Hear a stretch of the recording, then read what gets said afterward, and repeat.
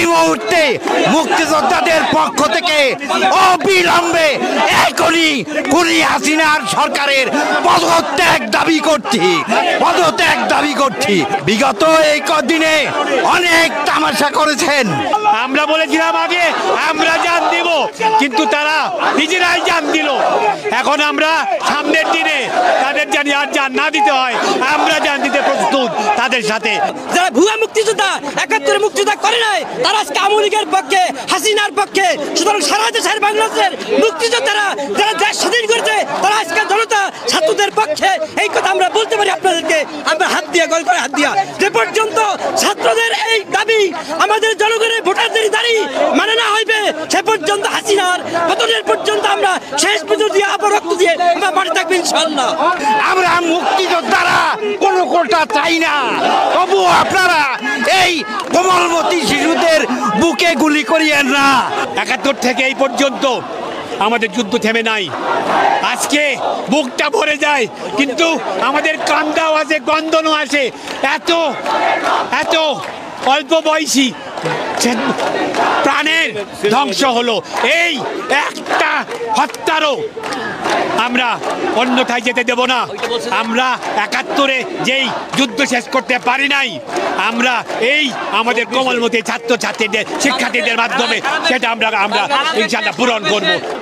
আমরা এই মুহূর্তে ঘোষণা করছি, সারা দেশে যে সমস্ত মুক্তিযোদ্ধারা ৭১-এর রণাঙ্গনের মুক্তিযোদ্ধারা এখনো বেঁচে আছে, তাদেরকে করজোরে অনুরোধ করব, আপনারা এই কোমলমতি ছাত্রদের পাশে এসে দাঁড়ান।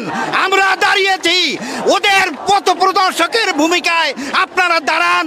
আমরা দাঁড়িয়েছি, আমাদের পাশে এসে দাঁড়ান। আমরা খুনি হাসিনার পতন চাই। ১৯৭১ সালের রণাঙ্গনের মুক্তিযোদ্ধারা আমরা আজকে একত্রিত হয়ে কোমলমতি ছাত্রদের সাথে একত্রিত ঘোষণা করছি এবং তাদের রক্তের বদলা চাই। শেখ হাসিনা, এখনো সময় আছে, তুমি নীরব হও, এখনোই তুমি পদত্যাগ করো। আর তুমি এই দেশের রক্ত ঝরাবে না, তোমার রক্তের বন্যা আমাদের আর বুকে লাগাও না।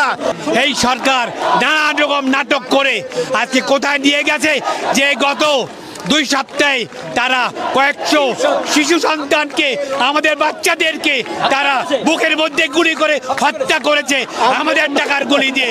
আমরা প্রতিবাদ জানাচ্ছি।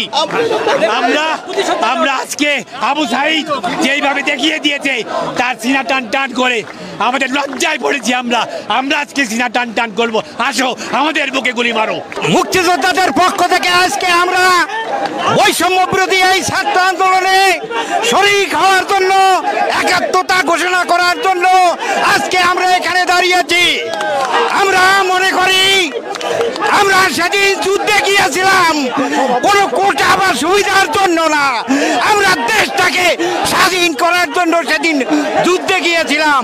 আমরা মনে করি আমাদের কোটার প্রয়োজন নাই, কিন্তু আমাদের এই কোমলমতি শিশুদের বুকে আর একটাও গুলি চালাবেন না।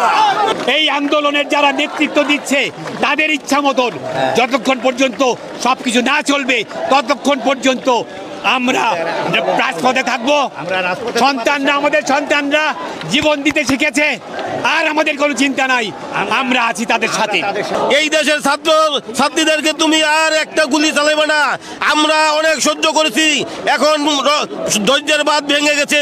আমরা সবাই মুক্তিযোদ্ধারা একত্রিত হয়ে আজকে এই শহীদ মিনারের সামনে এসে ছাত্র জনতার সামনে সম্মুখীন হয়েছি।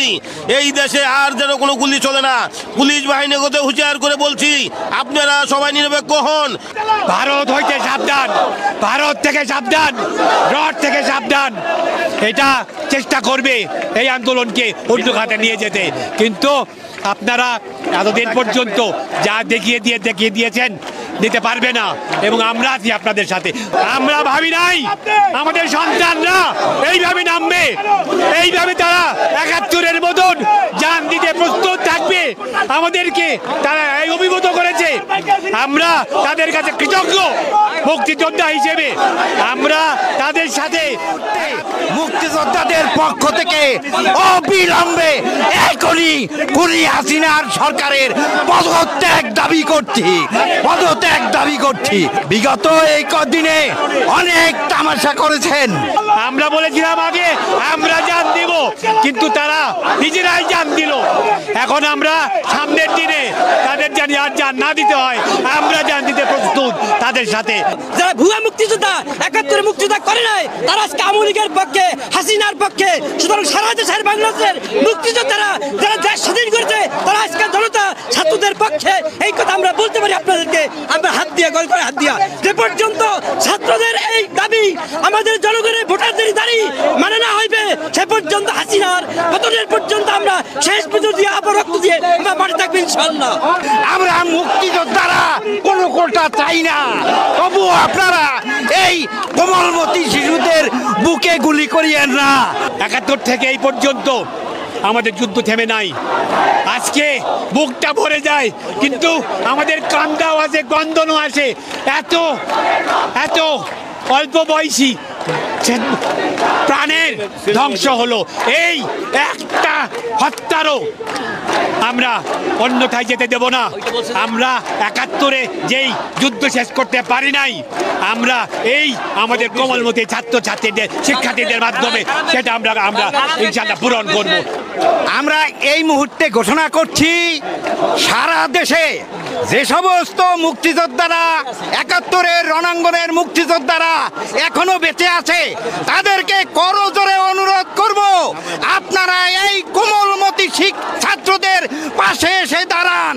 আমরা দাঁড়িয়েছি, ওদের পথ প্রদর্শকের ভূমিকায় আপনারা দাঁড়ান, আমরা দাঁড়িয়েছি, আমাদের পাশে এসে দাঁড়ান। আমরা এখনই হাসিনার পতন চাই। ১৯৭১ সালের রণাঙ্গনের মুক্তিযোদ্ধারা আমরা আজকে একত্রিত হয়ে কোমলমতি ছাত্রদের সাথে একত্রিত ঘোষণা করছি এবং তাদের রক্তের বদলা চাই। শেখ হাসিনা, এখনো সময় আছে, তুমি নীরব হও, এখনোই তুমি পদত্যাগ করো, আর তুমি এই দেশের রক্ত ঝরাবে না, তোমার রক্তের বন্যা আমাদের আর বুকে লাগেও না।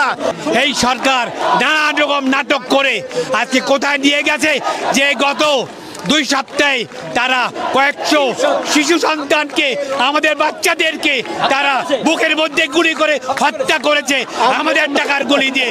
আমরা এর প্রতিবাদ জানাচ্ছি।